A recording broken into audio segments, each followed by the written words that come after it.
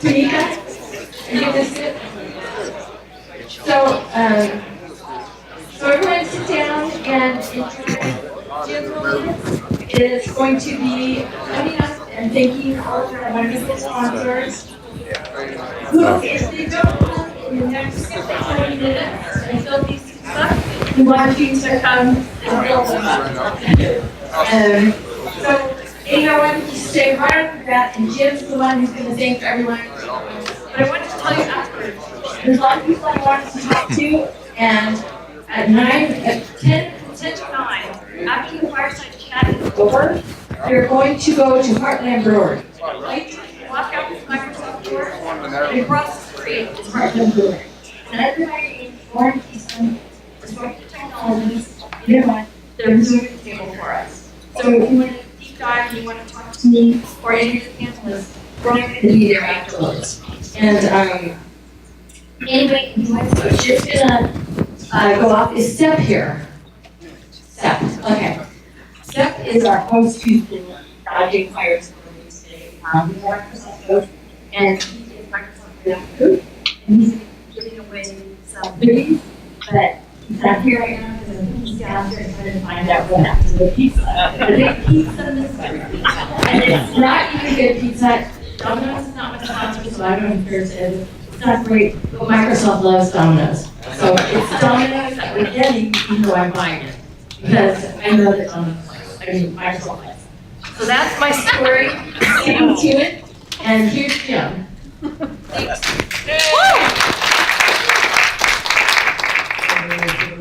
That's Lauren. She puts this all together.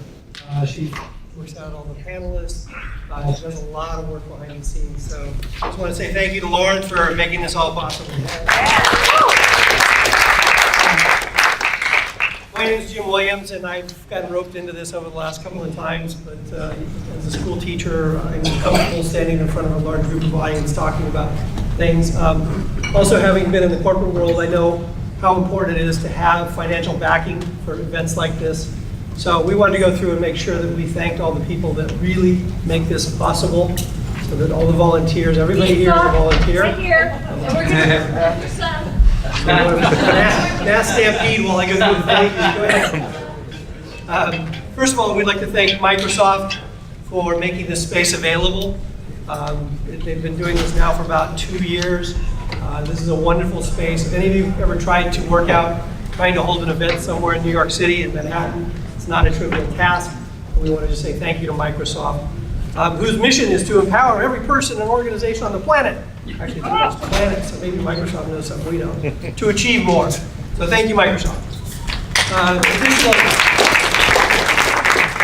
Microsoft Reactor, which Sep is still not back yet.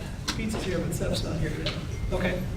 Sep is our host, and Sep is the guy who puts his name on the dotted line so that we can be here tonight and enjoy this.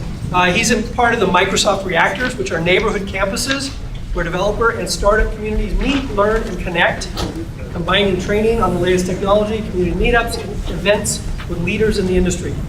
Reactors create an inclusive community for interaction and inspiration. Follow at @MSFTR Reactor on Twitter to learn more. Seth? Still not here. Okay, he's going to give out the hoodies later then. That was his cue to give out hoodies. All right. Additionally, McCarter and English LLP. You may have seen the banners out front. They've been a long-time supporter of this organization. They make this really possible, and they are instrumental in helping Lauren with a lot of the technology, a lot of introductions. But they're also a fine group of very capable attorneys, and they can help you in all kinds of areas in all parts of the world. More than 170 years in continuous operation. Its industries include banking, finance, blockchain, smart contracts, digital currencies.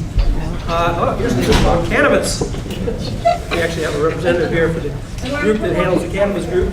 Climate change, energy utilities, equipment leasing, on and on and on. Sports law, proprietary technology, manufacturing. If you have needs in the legal arena, they'll be more than happy to help you out and meet your needs. Additionally, Visiotag, our videographers, You may have seen our guys in the back there. One of them right there, he's videotaping this. Visiotag is partner of Disruptive Technologists. You can meet the founders, Jeff and Paul, in the back of the room. I think Jeff's outside. And Steve, I'm sorry, Jeff's outside, Steve's in here. Jeff and Steve, sorry, Steve. Visiotag provides innovative technologies that greatly extend the intelligence, functionality, and monetization options of all forms of web, video, and audio. Its flagship product, the Visiotag multimedia publishing platform, is a robust, host-based framework that uses sophisticated metadata to make online media content easily searched, navigated, shared, and ultimately consumed. So it's a long way of saying they take your video and they index it with names, places, content, whatever, so that you don't have to sit there and scroll through the entire video. You can just say, I want to know about digital currency. I want to know about blockchain. And it'll jump right to that part of the video. So it's a really great service. They do a phenomenal job. They will be doing the same thing with this broadcast. So if you want to check it out, go to the disruptivetechnologies.com website, look at the video, and see what they do with a piece of video. It may be able to help your organization. Hint Fusion infused water. They've all had a hint here. I know a few of you have spontaneous celebrations. Please be careful of the carbonated versions. They are tending to erupt tonight. I think the heat is causing them to overflow. Hint contains no sugars, added sweeteners, calories, or preservatives. Their water brands are non-GMO certified, Whole30 approved. I'm not sure what that is, but I imagine it's good. They're vegan and contain no MSG, nuts, soy, or gluten. And they're working on to minimize the amount of non-reusable plastics in their bottles. So they're actually not a very good product and a very tasty product, but they're also actually working very hard to minimize their impact on the world. And this is a big long list today. Dana Stevens, I don't know if Dana's here. You may have met Dana out at the table. She's handling a lot of the handing out of the name tags. Dana's a longtime supporter of Disruptive Technologists. She has been a strategic advisor to Lauren over the many years, and more importantly, she has sponsored the wine bar over there.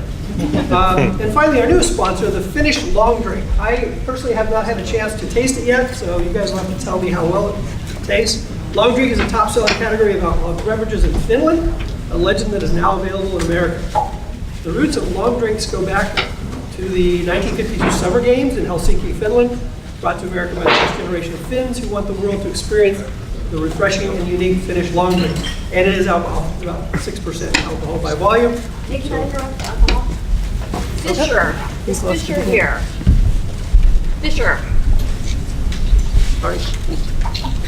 Fisher. Fisher's friends who are writers. Oh, there we are. And where, come up and get your beer. And where is Fisher's friends who are writers? Okay, come up and get your beer.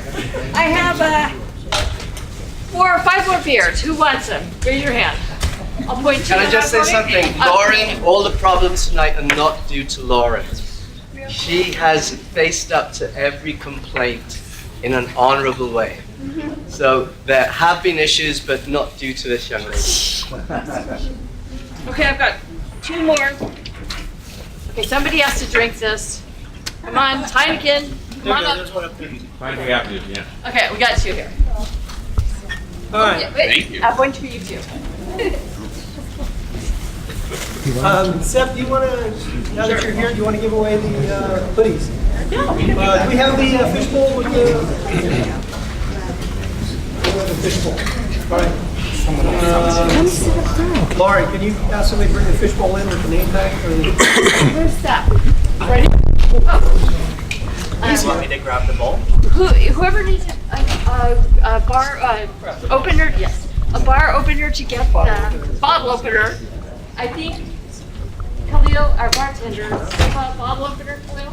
Yeah. Okay, to open your beer, you're gonna have to go over to Khalil. Here's Seth. I got the bowl. Got the bowl there.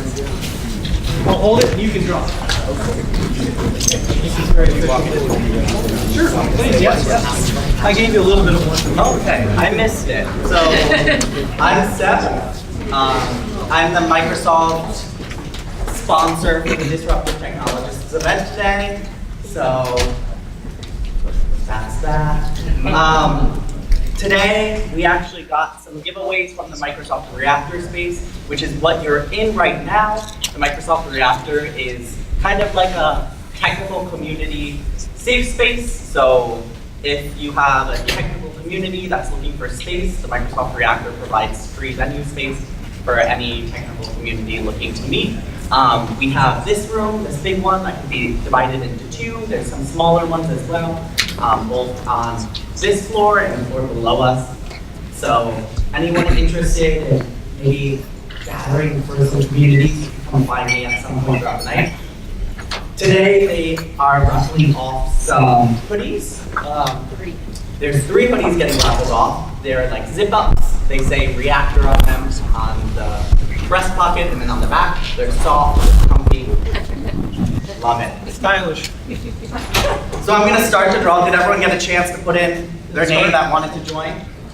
It was a business card, or you could write your name and email on it. Everyone did that? Good? Yes? Okay. I'm going to start.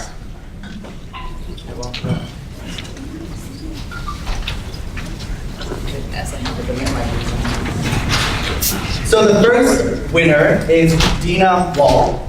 Yay, Dina. We can clap.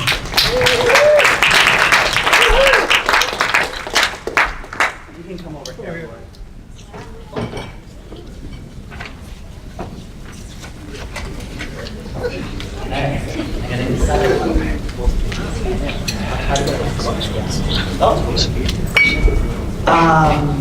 The second one is Ruel Ahmed.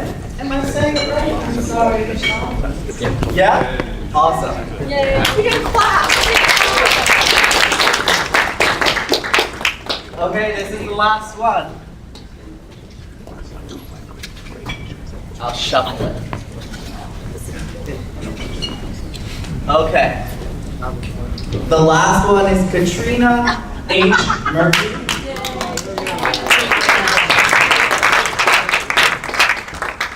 Awesome, thanks so much. So if anyone wants to find out more about the Reactor or Microsoft things, we're represented by me tonight. And also we have a panelist.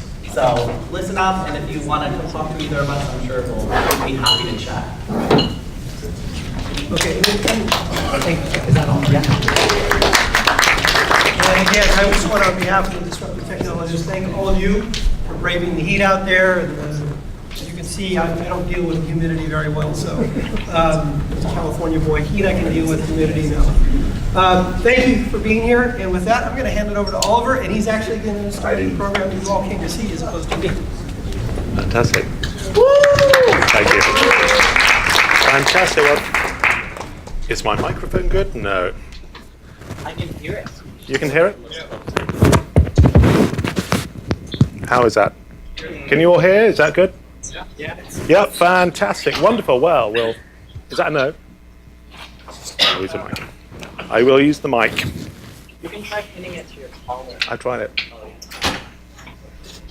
Right, let's go on the floor. Here we go. So, firstly, thank you and welcome to Disruptive Technologists. Honor, sorry, that microphone isn't working. This one. Much better. There we are. Is that better? Wonderful. Thank you. Well, technology. The first thing we need to do is solve the microphone. But actually, so we're here at Disruptive Technologists. Thank you for coming out on this beautiful summer's day in New York. Tonight, we're going to be grappling with the economic impact of AI and automation spread. We're going to be talking on job losses. We're going to be talking on where the US stands today and how to prepare for the future. The format tonight is going to be a little different. We're going to change things up just to see how we go. So we have 3 questions, 3 big questions that the panelists haven't been prepped for. And we got together a week ago for a dinner, and much wine was drunk, but they don't actually know what the questions are. So we also only have an hour for this. So how do we solve the big problems in this time? Well, 20 minutes a question means we don't have much time for anything else. With this in mind, we're going to start with a disclaimer. The people here on the panel are talking with their own views, so don't hold it against them. They're not talking in terms of Microsoft or Google or whoever else. Apart from David, you can talk on. But I'm not talking for Singularity University, New York Angels. Exactly. Not for anybody else. I'm talking Exactly. for you too. So. Yes. So with that out of the way, let's be nice. Let's appreciate people's views. Without further ado, and I'm going to be quick, this deck is going to be sent out to all of you, so you'll know in depth who everyone is in a bit more detail. There's not room here to put everyone's credentials. So Rachel is from Google, in charge of international growth. Separately, she's also an author and an expert on China. Welcome. David, if you don't know David, I think you should leave the room. So, very well known in New York circles as an investor and an awful lot more. Check out his full background. This is just a small taste of what he's done. Mark, IBM Q ambassador. Quantum computing, the serious stuff, the things which are going to really shape the next decade or two. Where are we? Ram, he is part of the Business Thinking Institute, talks a lot on diversity. He's also an author. Actually, it happens, everyone on the panel is an author, and I'm writing a book as well. And Pete. Pete is the Microsoft Global, Elite Global Digital Advisor. He also writes for Huffington Post, which is kind of fun. So, we've got that out of the way. You now know the panel. And of course, that's me, but you don't need to know that. So, we're going to start with a quick clip. It isn't 60 minutes long, but it's recent. And I think it's a good starting point. And again, the panelists haven't seen this, so you're all seeing this at the same time. If it plays, come on.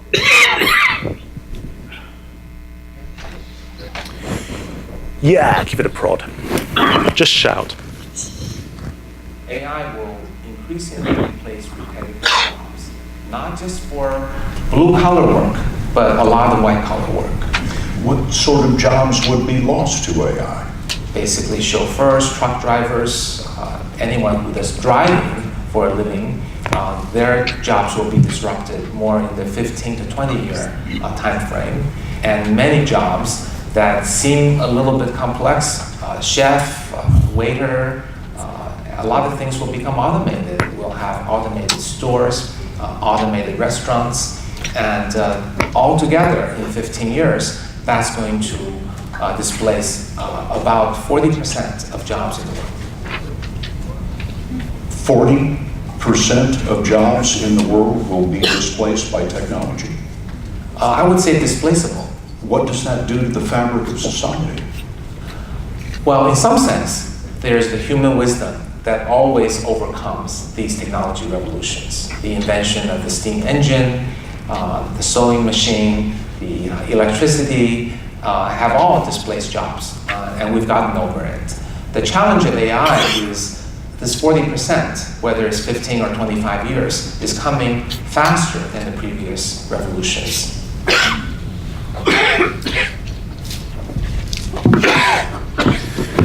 So 40% in 15 years, hyperbolic or hyper-real? Do we really think this sort of job displacement is going to happen so quickly? Rachel, our in-house expert on China, do we think this is a Chinese view, or do you think this is global? Let me first, you guys can hear me? Yeah. So let me first put a caveat in where people get freaked out about AI. I see it as an automation. The way he had said we're exchanging waiters for technology. The first thing I thought was, what's the difference between an automated waiter and a vending machine? You see, like, where there's a lot of things that we already use today. If you go to the doctor, use a stethoscope. Back in the day, they like listen to your heart. I don't even know how they listen to your heart. But back, there's been a lot of technology we use today. For example, our smartphone. Back then, you had, like 20 years ago, you went to the library. You don't have to go to the library anymore. It doesn't mean that librarians are all unemployed. They just found different things to do. I'm making the point that there will be technology in whatever form it is. It's not like people are just going to sit around with nothing to do. They're just going to find different ways of applying that technology to enhance their day-to-day lives. David, he talked a little bit, and we're not going to talk on his views exactly, but he talked on replacing chefs. We have the first female Michelin chef in the US behind you. Do you think it's realistic, or do you think he's just not had good food? Well, I mean, he's saying 40% of jobs are in the next 10, 15, 20 years automatable away. I think that's ridiculous, right? I think it's 80%. In 15 years? What? Same time. What? Okay. So, by the way, so that to shock you, but the answer is actually yes. I do pretty close to believe that. Whether the only question is not whether it is 80% or 40% or 60%. It's whether it is 15 years, 20 years, or 25 years. Right? I mean, I feel completely vindicated at this point, right? Because I've been saying this, as many of you may have heard of Singularity University. I'm an associate founder of Singularity, and I founded their finance, entrepreneurship, and economics track. And I have been saying this for the last 12 years. One of my keynotes is on the way to a world without work, no more jobs, right? And so the fact that you now have guys like this in that venue saying it, an interesting fact, just today, as of about an hour ago, the latest presidential candidate to make the September debates is one whose entire campaign is based on this fact. And that's Andrew Yang, for those who haven't been following it, who's all about automation replacing the impact, economic impact of automation. He's now in the debate. So at least we're having a public venue to discuss this. And so the answer is yes, he's absolutely right, and yes, absolutely chefs, and yes, absolutely drivers.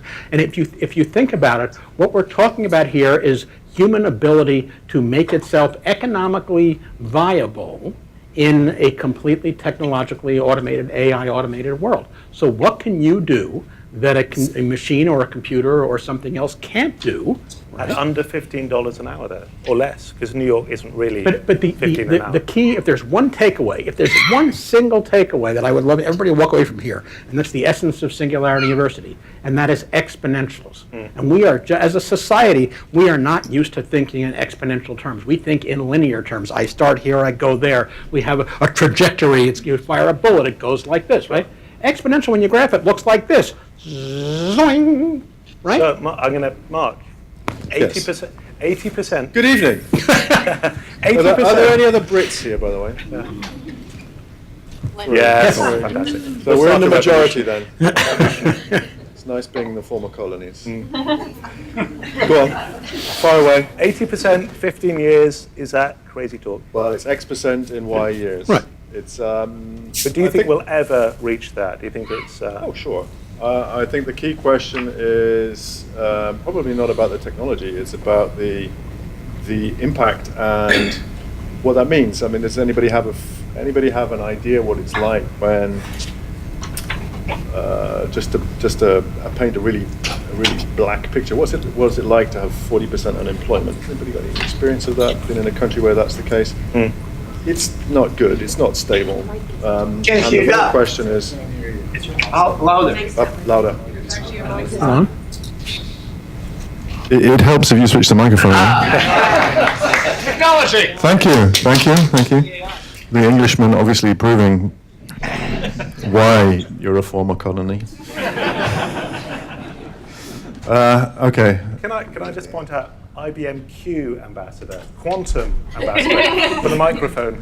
Yeah, well, the microphone was actually in a superposition of being both on and off. And unfortunately, when Lauren did her introduction, she collapsed the wave function and you were all in the off.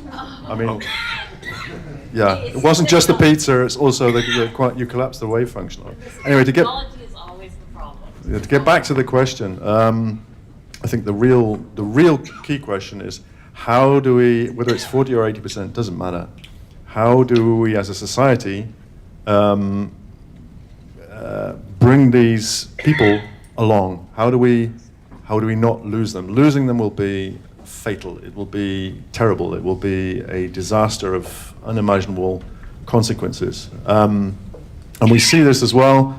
It's very interesting for me as a Brit, as a half Brit, half German, being in the US.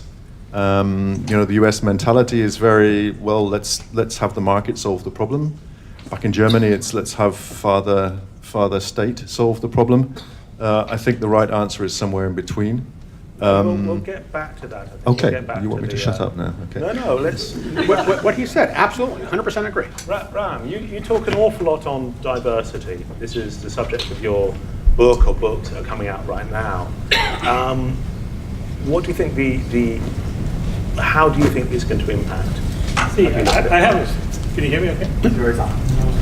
Is your mic on? This is on. It has a green light. Yeah, you're good. See, people are talking. See, people are talking about whether it's 40%, 60%, or 80%, as if you decide it's going to be 80% and everybody else is going to accept it. Look at outsourcing, for example. It was a big wave. When outsourcing happened, what did everybody say? Oh my gosh, all your jobs are going to get outsourced. Is that in fact what happened? No. The moment that happened, there is one course in which I got a B in grad school, system dynamics. Just because I want to do something doesn't mean you're going to let me do it, or you're going to be quiet forever. So, sorry? Thank you very much.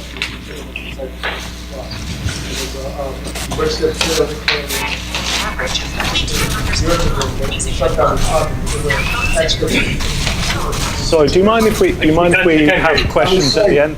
Just because we can't hear. We'll get to questions at the end. A bunch of futurists who don't exist anymore as the Department of Investigation. Used to be work for NASA, but they used to paint. Actually, sorry, sir, we can't all hear you. So can we come back to you afterwards? Push back against that. Thank you. It's as real as the Millennium Path. It's not going to happen. Okay. Right. So going back to what I was saying, so just because somebody says 40% or 80%, doesn't mean society is going to let it happen, because if enough people get unemployed, there will be social unrest. So it's not like you're going to say, you know what, I feel bad for them, I'm going to take them along. What are you, God? So it's a societal problem that will be solved by society. It's a system that will solve it. There is no one individual or a group of technologists that can say, I'm going to fix everything. So actually, I'm going to jump on that. That makes three, where I think we're all saying exactly the same thing. I'm going to jump on that last phrase. Pete, you're the elite global ambassador, which is, come on, it sounds cool, why not? But how is Microsoft approaching this? You work with some of the biggest companies in the world. How are you? Microsoft now. No, I'm saying it's positive, as a positive. Yes. Right. First off, there's an old showbiz adage that you don't try to compete on stage with children or dogs. And I've learned tonight you don't compete with pizza either.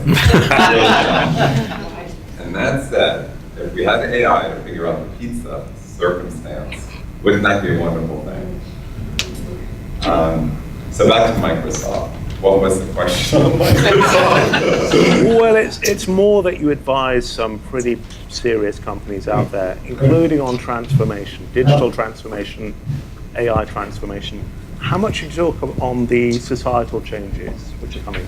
I mean, I think we lead with societal changes. Satya Nadella is really clear on how we help companies, large-scale companies and small, transform with the use of data. Data is the underpinning, as we all know, of true machine learning, automation, and AI. And what we do with that data and how we handle that data, we're very clear on. And I think that it will change society. I think we're saying the same things. We tend to, from a Microsoft standpoint, the good of society in agriculture, in education, in healthcare, and listening to our customers. Absolutely. And then, there are always bad government actors. There's always, the dark web, bad technologists out there. But I think for every good that we do, it kind of overrides what you have said about scale. The biggest employee across most states is truck drivers. And this is the automated truck. Not a question of is it coming, or would it work? But Can you speak louder? yes, of course, sorry. Yeah. Not so much will it work or when it will work, but do you think we'll have a type of revolution? If you have a truck driver out of work, his career is gone, his identity is gone. Is that truck driver going to burn down the next truck he or she sees? No, but No, and I'll tell you why. If you think of 100 years ago and the people who were employed 100 years ago, you had like chimney sweepers, you had like what are those carriages, and people like you onto the carriage, and you had horses driving those carriages. Did the world freak out when those got replaced by modern technology? No, they just people find new jobs and there's new openings in other areas where people flow into, and so yes, it will shorten the time span between today and when you Uberize or automate cars or whatnot for trucks. However, again, when a world changes, there are new flows of ways of making money and having new industries prop up, and that's where people flow into. Do we all agree on that? Do we all think trucks are quite safe? Oh, yeah. Do we agree that trucks are going to be automated? Yeah, absolutely. Does anybody here think that they're not? No. Yes, clearly. The only question, are you talking 5 years or 10 years, right? I mean, so absolutely this is happening. I think the interesting question, my guess is that everybody on the panel, and probably most of the audience, would accept as given the fact that technology is increasing exponentially, that this stuff is going to happen. You are automating these existing current jobs out of existence, and so on and so forth. The question then comes, and that's what this whole night is about, what do you do about it, right? So one thing is you can say, stop, do not do that. Well, we're past the point where you can say stop. Then you say, do we have a revolution and kill everybody who's a technology? That doesn't, maybe. Hopefully that doesn't work either, right? But ultimately what I think you've heard everybody say is that it's happening, suck it up, accept the fact that it's happening, and then the question is, how do we, as a planet, as a society, as a government, deal with this in a way to let people continue to live, to have value in their lives, and so on and so forth. That's the challenge. Here's the thing, though. Once again, this goes back to the individual. So you may like what's happening with AI or automation, or you may dislike it. Mm-hmm. Either way, it doesn't really matter because it's going to happen anyway. Right. The only thing that we need to talk about and educate people about is the need for the individuals to change. If you're not willing to change, technology is not going to say, you know what, James hasn't changed, so let me hold on to it. And then two, you've hit a key trigger word for me there, and that is education. And I mean, I don't think there is a way that's formalized or institutionalized. I don't like that word, institutionalized. There's no kind of imperative to educate. I think that's going to have to change. Suggesting some sort of online course might be a good idea. Well, I mean, the way you do it, whether it's Singularity University or I don't care. I mean, horses for courses, but the important thing is you do something, and that you make that universally available, and that it is not something that's passive either. Just here's the courses. Take a look at them if you want to, but you actually help people actively. Because unless you do that, you really will lose a large number of people, and that's in German a Pulverfass, and I can't remember what it is in English. And that's what Ram is saying. The individual has to change. It's the individual. The individual has to change because this stuff is going to happen. And there's a consensus, I think, here. There's also adoption, right? So it's cultural adoption, individual adoption, and that's how we transform as individuals and as society. So if it's your grandmother using Alexa versus somebody driving a Tesla, flying into space in a SpaceX, right? So it's over time we adopt, and that's a human element to this whole AI kind of paradigm. Rachel, going to you as not obviously talking on Google, but what are you seeing in terms of international growth? What's the importance of education there? I'm going to answer that in two ways. For the international part, I wrote a book on China, which I'll talk about later, but I think if you talk about AI, you cannot have the same conversation without including China and other countries in the process. Now, there are countries like China where there's a lot of data collected. AI is fueled by data. So if you think of the sentiment of the US, and there are people who are nervous about AI, it's not like just because we Americans are saying, whoa, let's stop an AI around the world is going to stop. There are many other countries who recognize that AI is the future. I think we do as well. And it will continue to progress. So in terms of globalization, I look at just an inevitable way that technology changes our world. It's kind of like thinking 20 years ago, we didn't have smartphones. Some of us didn't have Wi-Fi. I don't know, is there a single person here who doesn't have a smartphone now? It's not One person. Well, that's good. Hey. Not sure what you're doing at technology.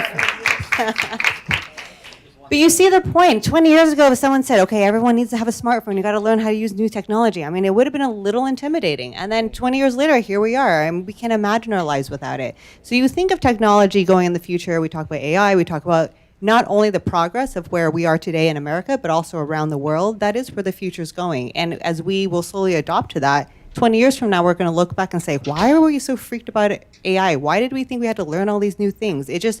We just gradually learn and adopt technology as they come. Apart from this guy. Apart from you. Yeah. So just a leapfrog there. You said something about China. China has the data. The US has extremely mobile capital. And I do this policy work for the European Union. Don't ask what it is. It's a nightmare, but yeah. But the one thing we did identify, or we were very clear on back in Brussels, is that China has data, US has capital, and then we all looked at each other and said, so what do we have?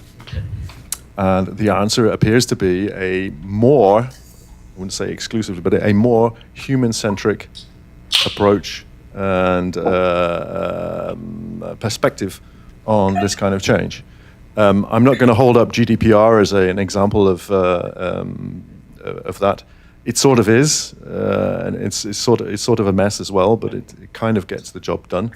And I know from the European perspective, you're going to see a lot of similar kind of things, at least being initiated, to cope with or to address this issue of the 40 or 80 or however many percent it is. So putting the individual as an individual in the center of what's happening and why it's happening. Fantastic. I feel like I need to do like subtitles over the whole thing over here, right? So this is important stuff. What you just heard is absolutely seminal, and you got to be sure it didn't just zip right by you, right? You're taking my job. This is but this is really important. The fact that what you may have missed in there was China has the data. What does that mean? It means you got 1 billion frigging people in a government-controlled society that's controlling the technology. So all of the inputs to all of those things, from people walking through the airport with a thermometer scanning their forehead so you can see exactly what their temperature is, to everything they do, and that incredible source of data is a killer thing for AI. And over here, I was saying, in terms of humanistic, yeah, look at all the stuff we have both in the US on the one hand or in China on the other hand, and Europe really does have the humanist stuff, which is what Ron was talking about. So we're going to segue off this onto our next topic. And again, the panelists do not know the questions. It keeps things interesting. It's like an improv show. Oh, it is. We're like, what's next? What's next? So, are we in a new arms race? Or should we be partnering up? Is American exceptionalism over? Oh dear. Yeah. Thorny question. Who wanted to jump in first? I'll jump. See, AI, there is this thing about the creation of AI, the innovation that goes into AI, which is the technology. And 2 is the application, right? China may have data on 1.3 billion people. The US is still the most innovative country in the world, period. And many people have heard this being said, and many people say it. Most people have not thought about why it is. I spent a fair bit of time thinking about it. We are the most diverse country on the planet, period. I'll give you a simple example. The US population is 328 million. Do you know how many of the 328 million are foreign born? 45 million, which is about the population of Spain. So when you get people from 100 different countries looking at a single problem, at an application of AI, they have 100 different perspectives. Maybe some of them will be common. So you will have, because of the diversity of thought that the US possesses, in addition to capital and 3 of the best universities in the world and 10 of the 20 best universities in the world, we have the greatest ability to innovate. That is something that no other country can match. Except we're ignoring most people. So in New York, 800 languages are spoken, over 800. But you can only register to vote online in 2. 798 are being ignored.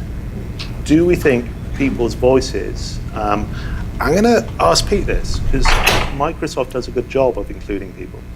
Absolutely, as a company we do, and certainly when we work with our customers as well. I just wanted to point out, though, too, we can't be naive to say that other governments, including the U.S., doesn't have massive volumes of data, right, on all of its citizens, right? So, that's one point of view that should be acknowledged.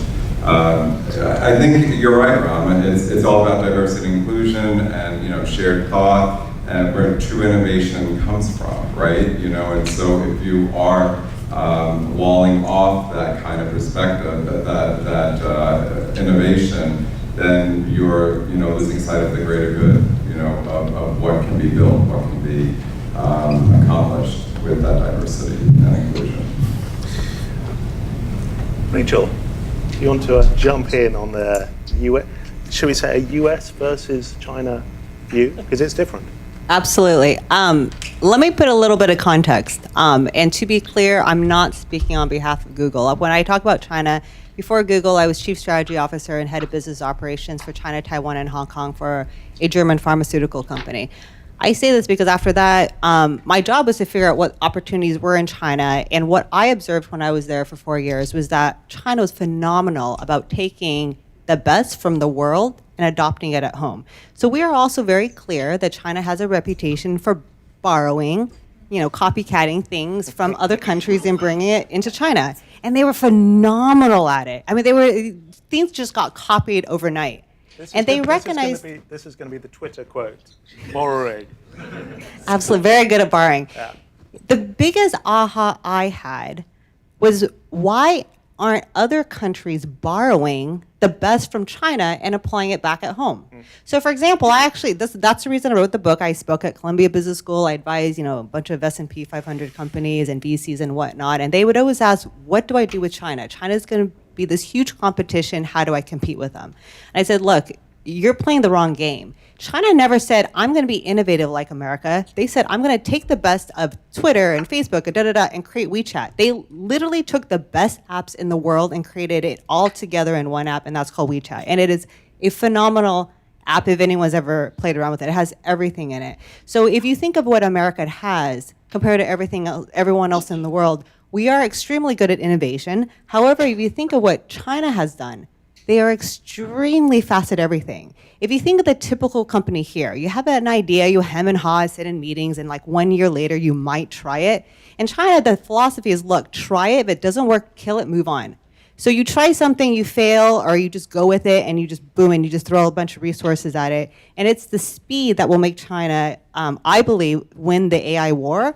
However, there's nothing stopping America from taking a look at China and every other emerging market that's doing really well and saying, what have they done well, and what can we learn from that?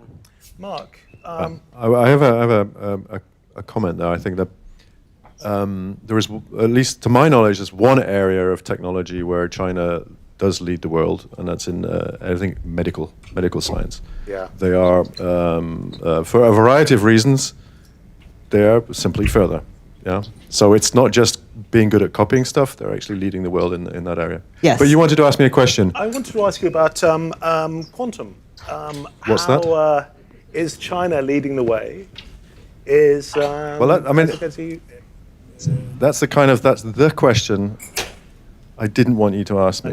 Yeah, and that's why I brought it up. You're going to pay for this later. I know I will. Yes, you really are. You really are, and you don't realize yet. But anyway, we don't know. We really don't know what China's doing with quantum. Officially, they're investing really, really large amounts of money. If you look at government programs around the world on quantum computing, I don't know the exact figures, but the US, it's with the Quantum Initiative plus a few other small things, it's a couple of billion. The European Union has a quantum flagship, plus various regional projects. It's probably getting close to 3 billion. So actually investing more than the US. This time. And China, it's very difficult to tell, but the official figure is somewhere between 10 and 12 billion. It could be 20, it could be 3. You don't know. But they're very hot about it. Can they just outspend, or do they need brains to get there? They need brains. Diversity and so on? You need brains. Let's say at least to where quantum computing is right now, let's be very clear, it's not a mature technology. It's still on the research bench. We're still working on how to develop algorithms and not how to implement them for a business case. That's But it's a not few years China away. doesn't have brains. But to answer the question, you need brains. You need brains because the technology itself, algorithm design, these are not easy things to get your head around. I mean, I'm not probably PhDs, at least master's degrees in physics, mathematics, computer science.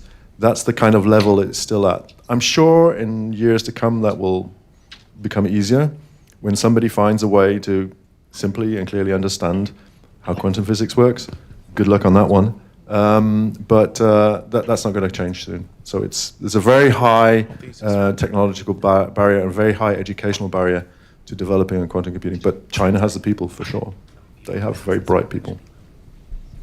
Above all, they have the government. One thing I can't emphasize enough, what is unique about China and most communist countries is when the government says go this way, there is a lot of power, thus a lot of money.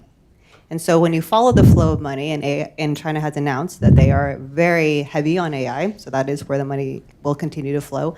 That is where, if you look at globally around the world, to your previous question, when there's a lot of emphasis on a particular area, that's where people go. And that's an opportunity for America. If you look at companies or VCs or places where investments are going into, that is also where investment will You've queued up the next question fantastically.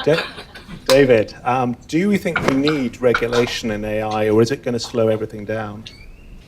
Well, again, this gets back to the core question that we've all been talking about, right? And so my belief on technology, at this point, we have now sort of passed the Rubicon, right? If something can be done, it will be done. But will it be done well? No, it doesn't matter. No, but the bottom line is if something is technically possible, number one, and on some level with exponential growth, everything is possible. And therefore, if it is possible, it will be done because with 197 countries or whatever is around the world, you can regulate it here and it'll pop up over there. You want cloning, you want nuclear weapons, whatever. We've seen that there is no technology that can be encapsulated in a country, right? So therefore, it's gonna happen. So the question then comes back to what we were discussing before about the role of government, the role of society and culture, which is how do we, you can't stop it, right? You can't outlaw it. How do we, as a society, whether you say that's a global society or a U.S. society? You're dodging the question. Would you regulate? No, I'm not dodging the question. I'm expanding the question. Okay. Because the answer ultimately is the society's ability to change something and guide something and deal with it is through regulation, is through, governments are instituted among people to set up rules that are greater than one person. And so the answer is yes, clearly. I mean, in the same way you don't want, no matter what you think about immigration, you can't have open borders in the U.S. You'd have no country tomorrow morning, right? There is no such, I'm going to come back to a regulation question. So, with less regulation in the US for, say, aircraft, would you fly Boeing tomorrow, or would you prefer Airbus? And this is for everyone. Airbus. No, Ram, you worked on Boeing. I worked for Boeing for 5 years. Yeah. I'd fly Boeing any day. Would you fly tomorrow? Yeah. Yes. But this, if you buy the ticket. But this whole presentation is not very innovative, is it? You're not asking questions from anybody. Wait, we'll come back. Sorry, you can ask a question afterwards. Hear me for a second, please. You want to, actually, we can't all hear you, so it's sort of a little rude. You're trying to push the future, Can I just stop you? your structure. I'm sorry, sir. Your structure is based on the past. You have 3 people on this side, and there are only 5 people there. Listen to the voice. Sit down. We don't want to hear you. You're not. We'll talk afterwards. There's a few other things happening. Ask questions. Ask questions. No, you can. We're going to do that afterwards. Ask questions. We're going to bring you a microphone. No, ask questions. It's very old-fashioned. No, I'm sorry. We do that afterwards. We always have done it this way. But your structure is based on the past. So let's move on. Let's talk about the biggest opportunities. What could happen next? There's a lot of disruption happening, but what could be the best things coming out of this technology? Rachel, what have you seen that you've loved? I'm going to go into what you said about healthcare. I spent my entire career in healthcare before Google, and I'm personally extremely excited about it because there are many ways that technology can expedite diagnosis and treatment. Who doesn't want to be diagnosed faster and better so we live longer? There's already a lot of new technologies today that AI has worked on, my company being one of them. But if you think of the future and you think of the reason why people are dying today, a lot of it is cancer. In terms of cancer research, in terms of diagnosis and treatment, and et cetera, AI has already broken some ground, and I think others. Let's name check. Are there particular companies, countries that you love because it's cancer? I mean, who do you like? I can't answer that. Well, I'm not going to answer that. We'll do a follow-up. But I'll just echo what Rachel is please. saying. I mean, and again, I come back to agriculture. I mean, and sustainability. AI can do amazing things with making our planet sustainable. You know, huge issue. Education as well. Not replace teachers, but assist teachers, right? I mean, who doesn't know an overworked teacher that AI could potentially aid and assist in education overall? I mean, I think those are really good, clear use cases that can be deployed and implemented worldwide, not just in the US. Ram, what are you seeing out there which you love, which makes you excited? Hey, I think the question needs to be more specific. Yes, please. Rephrase it. I don't mind. No, see, for example, when it comes to AI, there are certain things that will replace people, like replacing a truck driver. So you have one set of problems with that. Two is it augments what you and I do. That's another set of things. Third thing is you get a chance to work on AI, which are the technologists. So the answer depends upon which one of those three groups you're talking about. You cannot put all those three together and try and answer it. It's hard. No, I made it hard for you. You do talk a lot on diversity, that diversity is the new edge for what we can build. If you want to tap into diversity, the second bucket is the most rich bucket. You know, how can we use AI to augment humans? You get people from 150 countries who live in this country and say, what do you think, what do you think, what do you think? If you get at least 150 different views, you have more ideas than China can do because China is a monolithic culture. There is a dominant culture and everybody has to fit into that society. The US is not that way. For all of our problems, innovation is something we encourage, we reward. The problem in the US is we have a short-term orientation. Like I go talk to investors and say, would you invest in this thing? They say, will I get 100% return in the next 18 months? I say, go put the money in the bank. That was a joke. Right? Actually, I'll put you on the spot now, David. What would you invest in next? See, this is where my personal predilections show because because I am an entrepreneur. Now, do I need to say this is not investment advice, or should we go for it? No, that's fine. Fantastic. I'm not a registered broker-dealer, so. No, I'm an entrepreneur, right? And entrepreneurs are people who create businesses and who use the capitalist system, use technology, use innovation, use all these things to ultimately create value.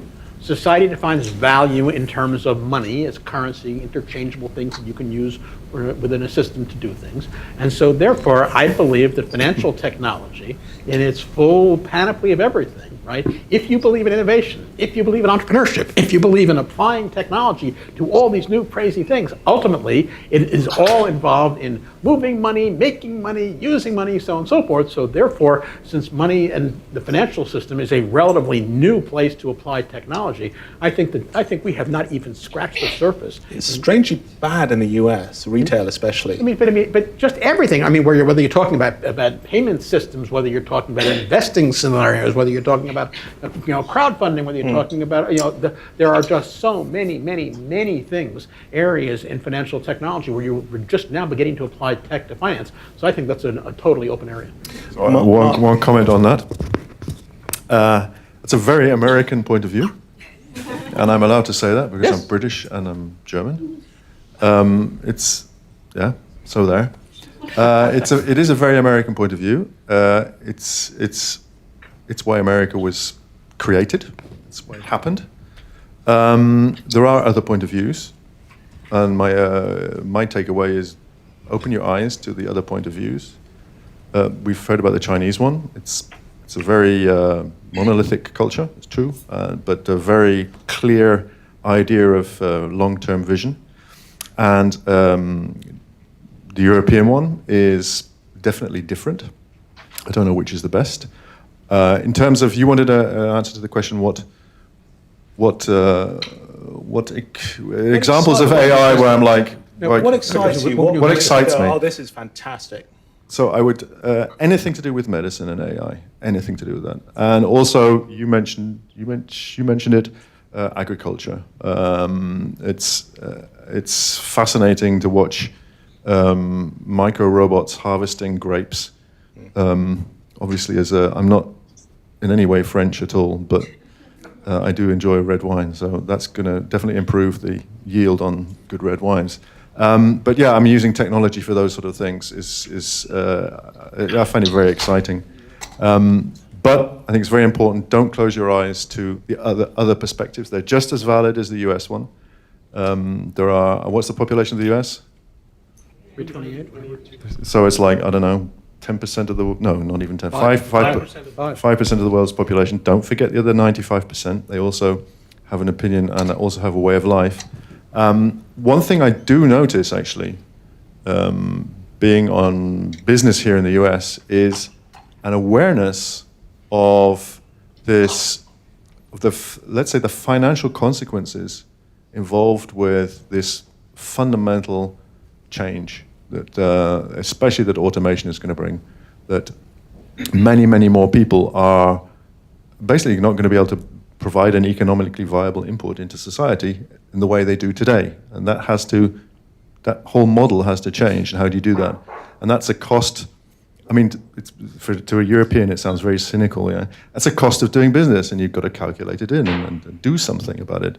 So that's quite exciting. We weren't going to talk about universal basic income, but yes, universal basic income. But whether that or something, I mean, that happens to be the simplest, easiest, and right now, because Andrew Yang. What do you think the other thing might be?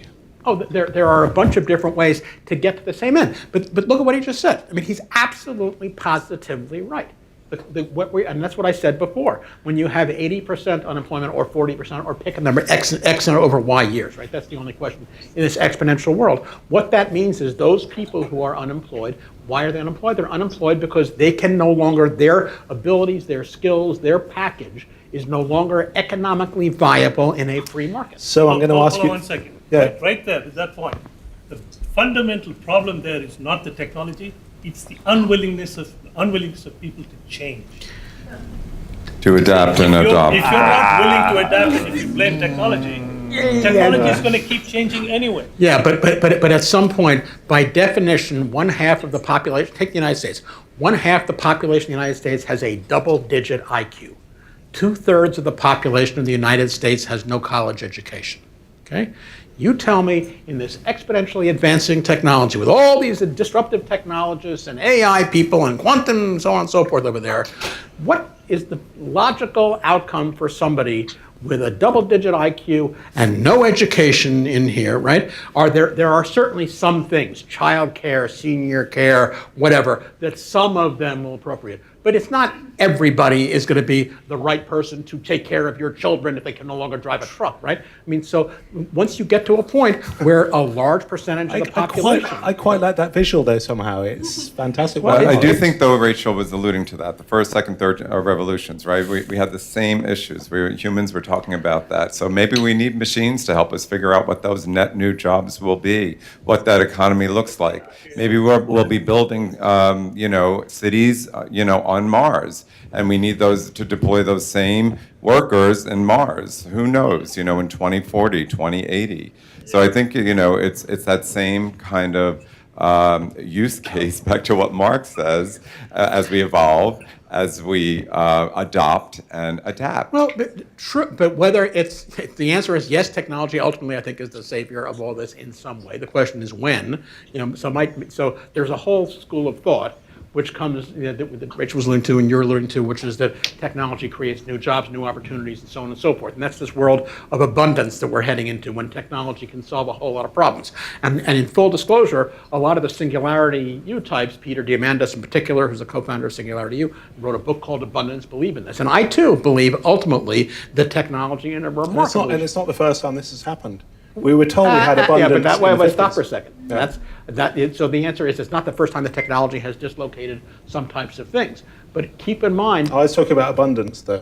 But keep in mind this exponential change, right? Historically, if you take a power curve, which is what an exponential curve is, and you take it back and you put it in a linear world, until you hit the knee of the curve, it looks like a linear line going up, right? Now that you have this disruptive change, I do believe ultimately when you get up here, you will have a land of abundance. But the question is, where I differ from a lot of other people who are completely optimistic singularitarians, is that they think the world's going to go like this and we're all going to be happy people. I think the world's going to look like this, right? And the question there is, what do you do in the relatively near term, 5, 10, 15, 20 years, when you have a very large swath of the population, 20, 40, 60, 80%, pick a number, can no longer economically, in a free market economy, make use, So I'm going to use each of you as an example for this. Think tomorrow you wake up, your job has been replaced. You can no longer work in technology. You no longer have a job. You still get paid something. What would you do? I'm a writer, so I already have that answer. I've adapted my whole career, from where I started to where I am today. I don't fear that for myself. I only speak for me, and maybe that's my American white privilege bleeding in, who knows? But that is just from my lens of the struggle that I've had. I've certainly been displaced, in my life, in a career. If you've lived long enough, you have gone through that, and you redefine, you adapt. We've all at dinner the other night, we're talking about that. Look at the journey Rachel had. Look at the journey Ram has had. David, you're like, my gosh, you've had your hands in everything. So that's my answer. I'll stop there. So my answer is just as simple and clear to me. No question about it at all. I'm an entrepreneur. By the way, in this universe, entrepreneurs are the one protected class, right? When you look at all that, seriously, when you take that 20, 40, 60, 80, 90, 95, 97, 99% unemployment, that last 1%, those are entrepreneurs. Right, I'm going to take that away from you. What would you do? I'm being deadly serious, because entrepreneurs, by definition, the job function of an entrepreneur is to take whatever they're given, whatever the ground rules, right, and then make something new out of it. That's what we do. Like a cockroach, you can't kill us. Like a cockroach. Okay, that's a picture I like. Yeah. That's a picture I like. Actually, Mark, what do you think? Firstly, you said it. Firstly, is he safe? Is he safe? Yeah. Oh, it's a pause. Well. Oh, it's no. No, that's a well. It's a qualified yes, because no, it's a yeah. He's safe, because to get to the no, I'd have to tell a story which is hours long. No, we have time. But it's a yes with a but. And what would you do if you were no longer working in technology? Well, there are two answers to that. The first one is the kind of facile, I'd be hanging out at his place and we'd be making music. Yeah. By the way, extremely therapeutic, just brilliant. Just make music. If you ever have the opportunity to make music, make music. It does wonders for your brain. The other answer is my background, and especially the background of my parents. I experienced some economic shit happening at a very young age, and I don't ever want to go there again. So I'd be out doing scrambling something, anything. Let's say it wasn't financial; it's just curiosity. Just curiosity. If you didn't have to work, he's saying this if you didn't have to work. If I didn't have to work, I'd be making music. Fantastic. I'd be making music, because I'm not I do want too bad at it. What are you going to do? Sorry, Ram. No, please, yeah. I just wanted to add a couple onto that. You know, for New York, again, this is very centric. I'm a New Yorker, native New Yorker. It's often said about New York, finance is the heart of New York. The arts is the soul of New York. And I think you look at technology as the nervous system of New York. You know, apply that to society, a city, anywhere. And can we all coexist? Can that all coexist? Can those skills coexist? Yeah, can machines create some things creatively? Yeah, to a degree, but you know, there's that whole kind of other, that whole other left brain, right brain that we haven't really addressed. And also the bias, when you're saying about the challenges, maybe we'll get there, the bias in AI and how you train those AI models. Really, really challenging, potentially scary. But the answer had better damn well be yes, because if the answer is, you know, to can these coexist, is no, we should all pack up, go home, and jump off a cliff, right? Because that's humanity. Rachel, what would you do? Obviously, we sit on panels all day. I'm being facetious, but I'm actually serious. If you think about our jobs all in tech, our jobs didn't exist 30 years ago. I work at Google. Google didn't exist 30 years ago. And somehow, 30 years later, I have a job. If you think of technology, we're all here live at a panel discussion. Let's be clear, if you search the internet for panelists on AI, you could have sat on your couch in your pajamas watching it at home, and yet you guys are here. AI is not going to replace everything. And there will always be areas where AI cannot get into, one of which speaking on this panel. So there will always be new areas that you could fall into. And I just want to emphasize the point, AI can enhance and it will change the landscape we see today just the way 30 years ago technology didn't look the way it did today. But it's not like we're sitting around at the unemployment line. We just find other things to do. Ram, what would you do? You can't write another book. What would you do? No. See, as an immigrant, I've started from zero. I've been chopped down to zero, and I've started over a couple of times. I'll figure out a way. I have 100% confidence. And a track record. And a track record. Okay. Fantastic. Well, it sounds like we've started a band, so that's going to go well. There's probably a couple more books out of this and a few more panel discussions. So I'd like to give great thanks to the panel for all their views.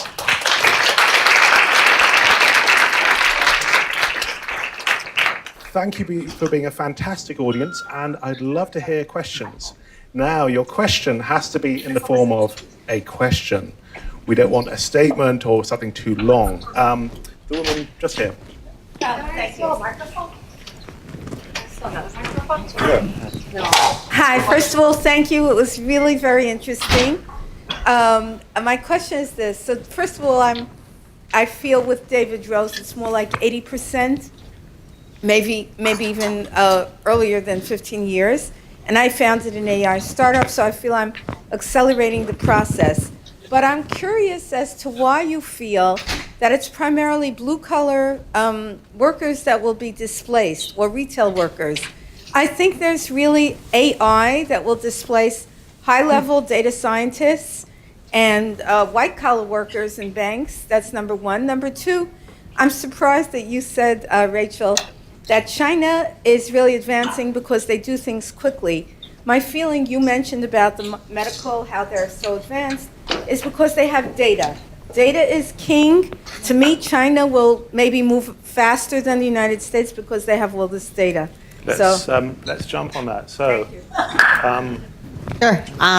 So a couple of things. I'm going to try to remember all the points. So number one, in terms of the white collar, I agree. So in medicine, as an example, since you mentioned that, if you think of radiology, so radiology, as you guys know, you just do an X-ray and you're like, oh, this looks like a cancer, and you visually see if it looks like it could be, something that is concerning.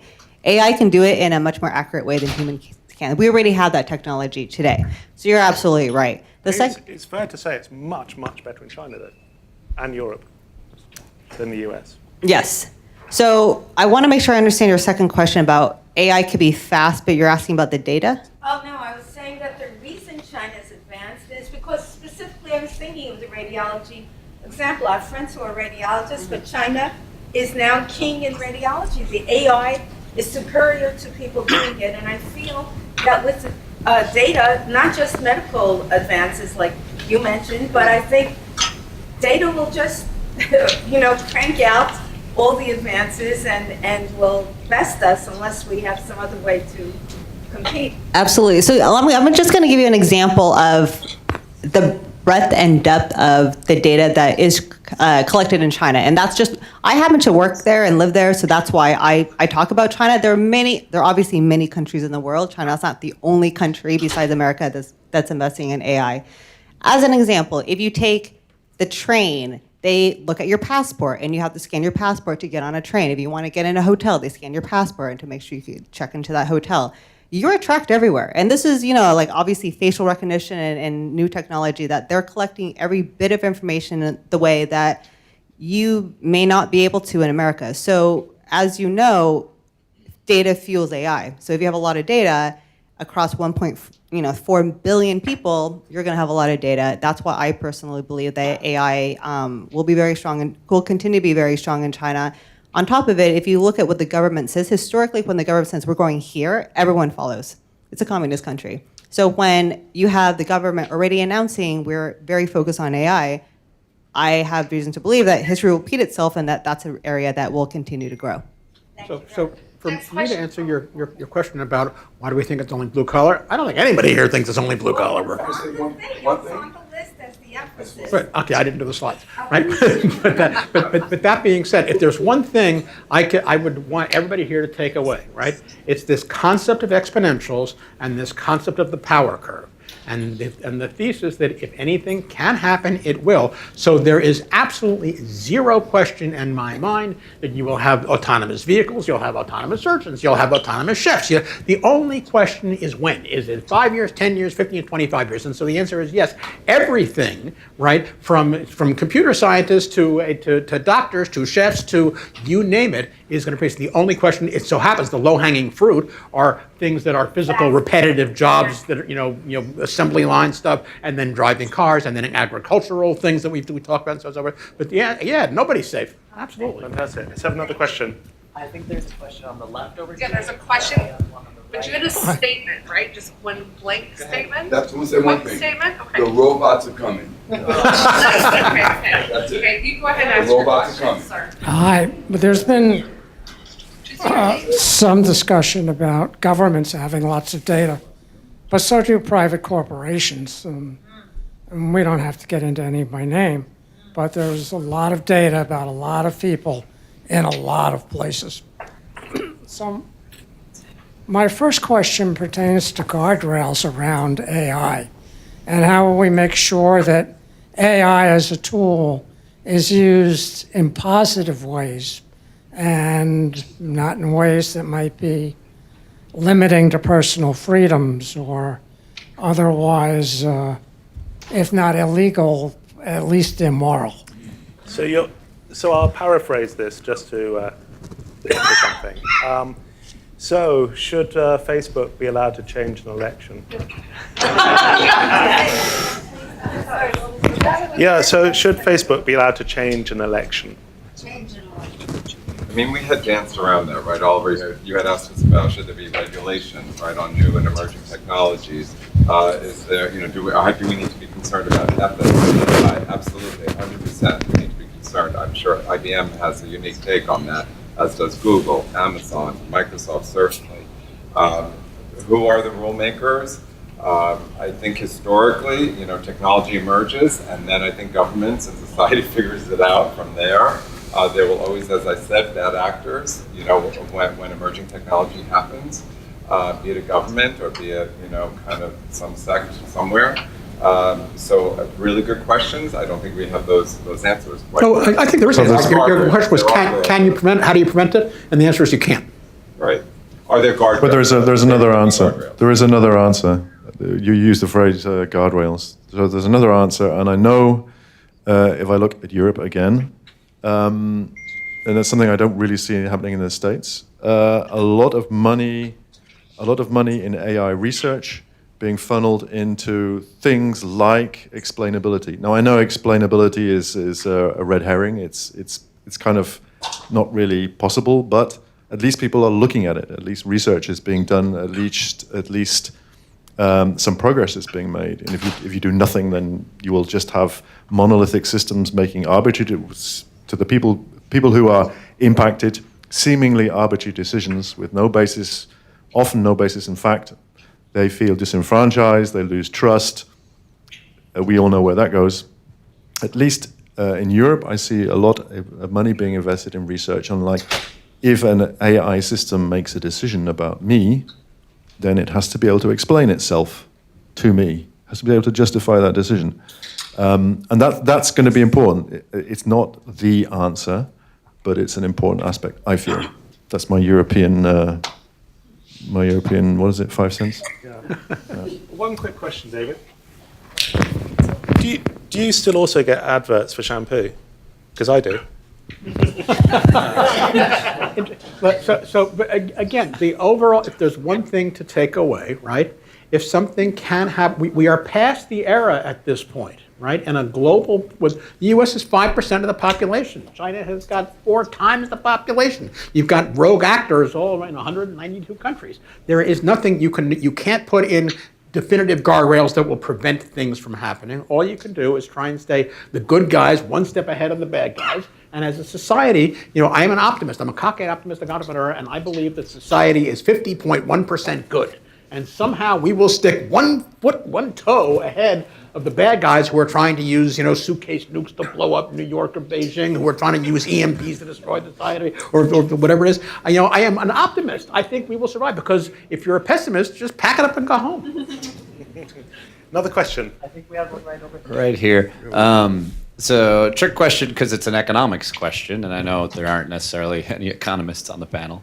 But it's, where's the effect of AI in the productivity numbers? I mean, we've been looking at it, and it just doesn't show up. It's not there. So I'm partially an economist. I play one on TV at least. And the part of the biggest challenge we have in defining all of these things is, historically, all of our definitions about progress and productivity have been jobs, the price of goods sold, GDP, so on and so forth. When you have all of this automation and technology that is dropping the costs and automating, that is getting rid of the jobs and dropping the cost of producing this, and you get to this world of abundance, when you are producing the same number of chairs and the same number of pizzas, when you are doing it with fewer people. Sorry. Sorry? Can you slow down just a Sorry. little? Okay. So my point was, historically, we have tracked the productivity of a society by saying, what are the economic, how many jobs are employed, is job growth growing, is the GDP growing? But what we're seeing with the application of technology to productivity, you are producing the same number of pizzas and chairs and microphones with fewer people, selling it for less dollars because the price is cheap. Exactly the measure of productivity. If you are producing more pizzas with fewer people, you're becoming more. Okay, I'm not sure. That's the Gentleman's saying, but in terms of, if you look at productivity in terms of the things that you are producing and the speed, you are increasing the productivity, but all of the things we have historically used to track those things, job growth, economic dollars, are effectively out the window, and that's a very real problem. Do we need a new metric, do you think? Do you think it's quality rather than quantity? No, absolutely, because we can't use traditional metrics to track what's happening. You're saying much better quality pizza. Interesting question. And yes, you take away a lot of the crap work to spend more time on the smart work, essentially. Go again? You're eliminating a lot of the crappy work so that you can focus on the smarter work, essentially. Okay, I have the microphone here. Mr. The Microsoft. I was very impressed with the statistics for both of you. Would you please tell us, 1/3 of the American people have double digit of IQ. Could you help us understand how the 2/3 will deal with AI? And for your neighbor, 45% of Americans are divorced. How could this diversity withstand in the next 10 to 25 years contribute really to the AI technology? Are we still going to be here to bring our input on the AI improvement? Thank you. I think I could start with the. It's on. I think it was like the blue collar versus work collar jobs and how that kind of balances. Where's the equanimity to that? And potentially with AI, in an automated society, maybe that's where we have some more balance. White collar jobs will be eliminated. I agree. I mean, attorneys, and this is not my personal experience at all at Microsoft, but the law profession itself is terrified of machines and automation. Pardon me, any lawyers in the room, for some very clear reasons, as are bankers, right? So I think potentially that will be the leveling field. Of lower skilled workers versus higher skilled workers, and maybe there's a balance that divide becomes less and less over time, potentially. My point of view. We're all equal. Yeah, right. And we all go party or whatever you got. Play music. Play a band. We all go and play a band. We have another question out here. At the back. Or there? Okay, you first. Here's a question. We're going back and Wait, forth. Right, Then left. okay. Okay, I'd like to talk about two things related to the role of government, because I think the problem is really vast, and I think we've only just scratched the surface. And there are two questions I have.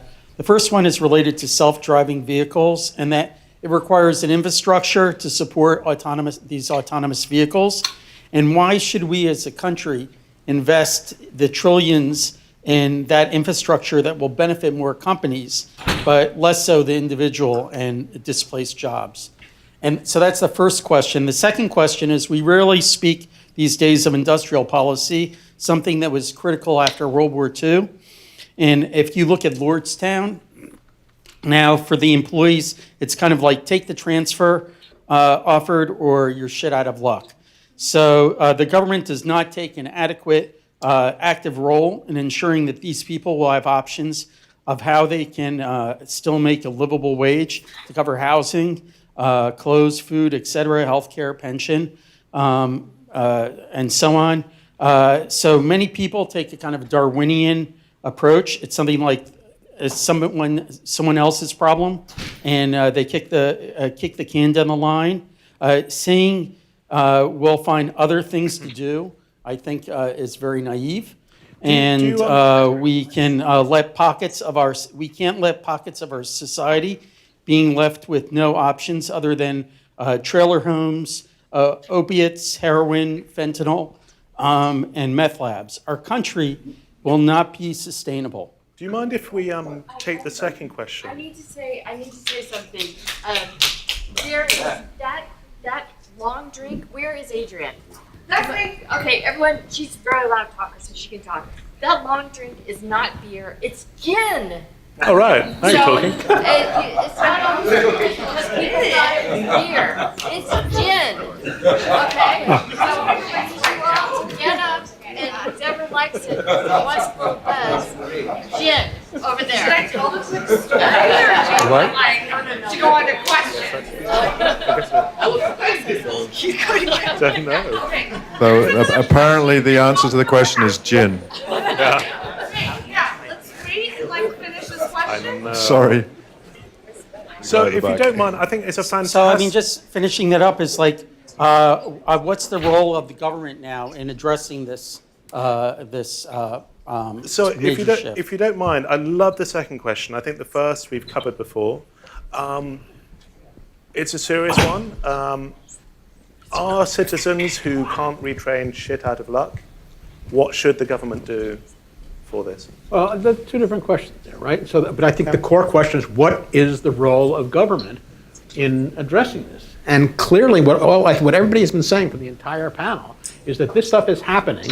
Society has to do something, because left to a purely Darwinian, Adam Smith, capitalist, unfettered free market, definitionally this can't work, because definitionally people will not be able to pay for their life on Earth. So therefore, if that is an unacceptable alternative, which I believe everybody in this room would agree is unacceptable, you can't let people starve or whatever on mountaintops, right? Either that or you have revolution. It doesn't work either. Either way, it's not going to work, right? So therefore, society has to do something, and society says it does things in the form of government. And so now you have the governmental question, and this is where Mark was coming back to, which is you have a very different approach between the U.S. and Europe and China, frankly. You've got three approaches. So is David Rose telling us he's not a pure capitalist? Absolutely. Absolutely. You heard it here first. Or would you say capitalism needs to change?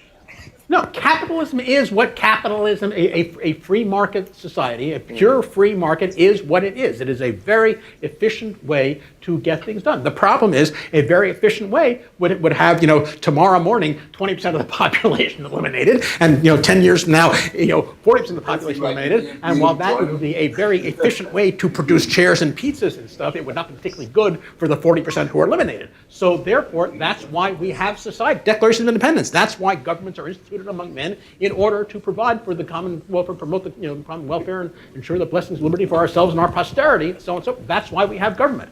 And so the fact of the matter is, the Europeans have done, one could argue, a better job at that so far than the Americans. You asked. I think I can speak for everybody here. I'm impressed. I'm impressed in your delivery. It's amazing. I think the government thing. Yes, you're right. And now I'm gonna, as the token European, I'm gonna kind of shoot myself in the foot. I think there is still a role for, let's say, this highly mobile thing you Americans have under one proviso, that leaving people behind is a significant, and once it gets above a certain threshold, a major factor.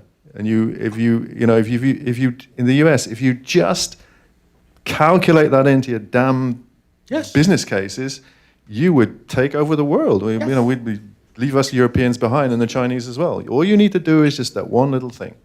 I agree. That's all you need to do. Don't leave people behind. It's bad business. Question back here. I mean, even your Marines, right? That's their motto, right? You leave nobody behind. I mean, just do what the Marines do. So I'm breaking your rule a little bit by first saying that just yesterday I read an amazing, nuanced article in The Atlantic about AI from the standpoint of Henry Kissinger, Eric Schmidt, and this other gentleman who worked at Cornell Tech. And I highly recommend everybody to read it, because it also is talking about the grand strategy and the complexity around national security and AI, and the lack of opaqueness is going to cause a lot of issues around all of that. But I know you said that you've addressed it already, but I do, and I appreciate the panel leaning a little bit more towards you can't leave everybody behind, or to that notion, because I think that there can be new roles that will, and okay, it's not fully a question, but the new roles will pop up, I think, because of the need to integrate, let's say, advanced manufacturing. People aren't always going to have that STEM education to be able to do advanced manufacturing. So what do you do with that population? And so you perhaps need new roles that would allow that integration of that population. So I think it's much more nuanced and much more complex than the panel is addressing around AI and a certain population. It's not just going to be people are just going to find new jobs. I think it is more complicated. And what you had said earlier, that there will be social unrest. And so I guess it's not a question, but it's a deep concern that I have in listening to the panel. So Oliver, I got a comment to make on that. So Germany's economy is more or less manufacturing. And the Industry 4.0 is a German thing. I don't know if anybody's heard of it. It's all about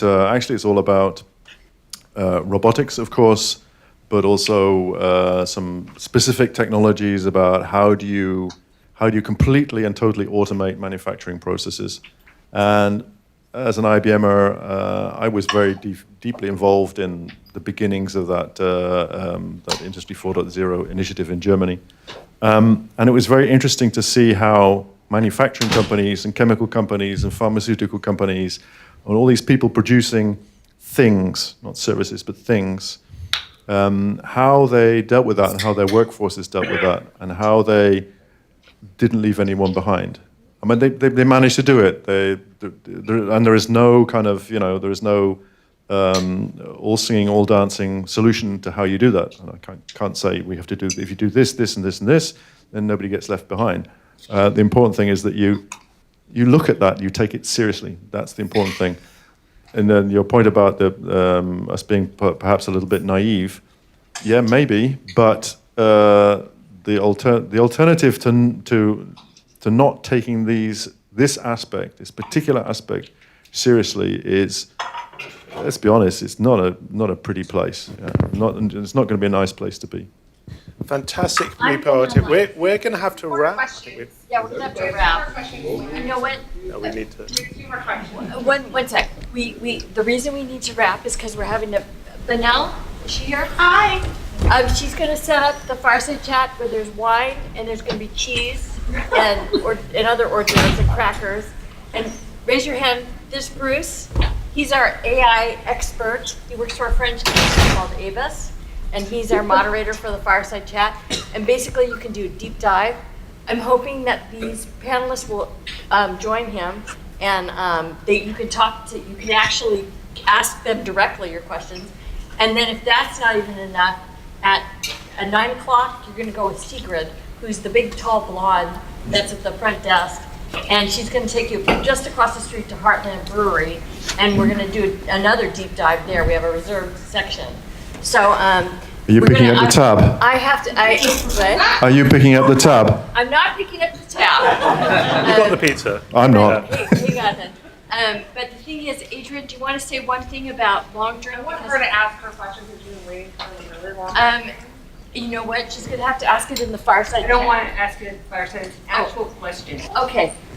What are we going to do to change our education system? It's a real question.